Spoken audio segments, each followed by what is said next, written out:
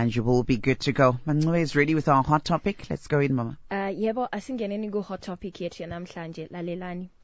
Hi KVG, hi Saki G. I am a lady aged 35 years. I am a widow with 2 kids.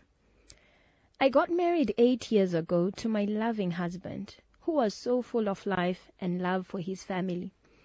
Sadly, he passed away 6 months ago. Akafira kuhope. Months leading to his passing, he had been complaining mabayo. We went to the doctor and hatina chatakaona. Mabayo aya akawatambudza zvekuti aitochema murume mukuru vana vachiona. It traumatized me and the kids. Akatambura mufunge. So pandakaroorwa ndakatizira kumba kwana mama, where my husband grew up. The few months dzandakagara ipapo, I could tell kuti my in-laws nana tete vangu vaisawirirana nemurume wangu. Karuvengo aka vaitoitira neniyo, and I told my husband kuti handina kusununguka kugara pano. I later realized kuti they hated my husband because aiita zvichivanhu. My amwene and tezvara vanozivikanwa muchurch and vane zvigaro. They are respected zvekutodaro. Ini am a Christian, grew up mu-Anglican, but pandakatorana nemurume wangu, haana kumbondisisa church or try to convince me kuti tendero chake is better. We loved each other and respected each other's religious beliefs. So one afternoon, mama na tete vakangouya mumba, matairara, and asked me to pack everything, saying murume wako akauya muri kubva pano, hatingagari nemunhu anoita zvemashavi. So I packed everything. It was a few things, kuti aimbove nezvinhu zvakawanda. Here, 2 mamonaki edu aitokwana. When my husband came, he didn't fight them. Takangobuda not knowing kuti toendepi. I called my mom, vakati uyai kumba mugare. We stayed with her for 6 months and tikazoenda kweduwo. Things got better for us, but I never heard from my in-laws. My husband akangosiyawo zvakadaro. Pazouya hot topic is pakashaya batino. Vana mama vakaramba kuti tivachemere kumba kwavo. Imagine. Isu sevanhu vairoja, I thought it was automatic kuti anochemerwa kwevabereki vake. But they refused. Cousin brother, mwana wabamukuru ndiye akazotipa musha tikamuchemera ikoko. It was heartbreaking having his family there, behaving like strangers. I took his instruction. Akanditi machira netsvimbo yangu munondiviga nayo. Hapana chandinosiyira munhu. Vana vedu will make their own decision as far as religion is concerned. So that's my story, ladies. After 3 months murume wangu ashaya, mama na tete vakauya vachikumbira vana.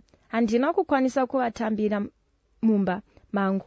I spoke to them takagara panze, ndikavaudza kuti handikwanise kukupai vana. My 2 boys havana kumbobvira vaziva kuti kuna gogo nasekuru because vaisada kutiona baba vavo vari vapenyu. I made a decision yekuti ivo vachatsvaga hama dzavo kana vakura, not kuti inini ndivape vana vangu. The level of hate and cruelty they displayed kumurume wangu, hainditendere to trust them with my babies. And it's unfortunate that I haven't forgotten nor forgiven them. Am I wrong, Vedari? Am I making the right decision for my boys? I need your help with my hot topic. Please kindly advise. Your hot topic yethu Okay. Well, thank you so much, Manxiwe. Our hot topic to shut down the week. A sad one. Muchate bata Vedari. Munotifonera pa 6608976602299. Mutibata zvakare pa WhatsApp pedu 0772162651 kufona kana kutumira message or voice note under 60 seconds. As always, if you can stick to that and make it just short and straight to the point. Ringaiti vhure nare tione kuti ari pano ndiani. Maswera, say hello. Maswera. Hello. Hi Maswera, say Virginia Sakimvise. I want to know fara kana muchifarao. Chakanaka. You said the story indeed. Mubvunzo watiwo ndiri kuita right decision here kusavapa vangu. Ndio mubvunzo andiri. Ndizvozvo. Yeah, it's yes or no. But ndiri zvangu it's not a right decision. Because so far baba tino avasisipo mataurira ari kuita rinoratidza kuti hapana imwe hama yaanoziva kwa baba tiwaivirira nawo unless kwakachemerwa baba tino ukoko. But now kana vasisipo kudai obva asara nevana obva azotanga kuti hatomboagamuchire kana vasvika. Zvinoona sekuti kumberi ukoko pane panopera maemotions panopera bitterness.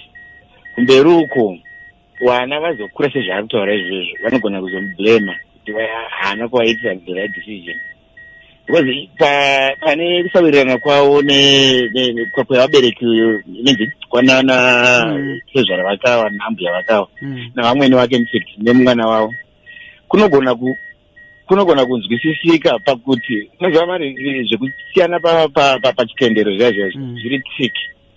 Zvinobva nekuti paakazvitanga zvechivanhu zvacho zvaari kutaura nemachira nchichi akazvitanga ava vachizivawo here kuti ari kuzvitanga nenzira ipi. Vanogona kunga vakusiri ruwengo vatingatore sekuti ruwengo, but yanga iri nyaya kuda kumuwipa into line mwana kava. Saka ruwengo rwuya runogona kunga rusingazoextend after afa takutarisa vana vake zvokuti iye semuroora ka ndinoona sekuti anovaprotecta but ngaasazosvike pakutozoramba zvachose. Okay, stay with me there. Kuprotecta hakusi kubvawo pakuti vana vari kutoenda vachinopinda mune vanhu vavachaona sema-strangers, because remember, paakatizira ndo pakabva pangodimbuka ukama zvichireva kuti vakomana ava vasati vatoziva kuti kuna mbuya nasekuru nanatete ava vasati vatoonana, so kunoisa vana mumaoko evanhu vavasinawo kutojaira kana vavasina kumboona. Ipapo panofambiswa sei?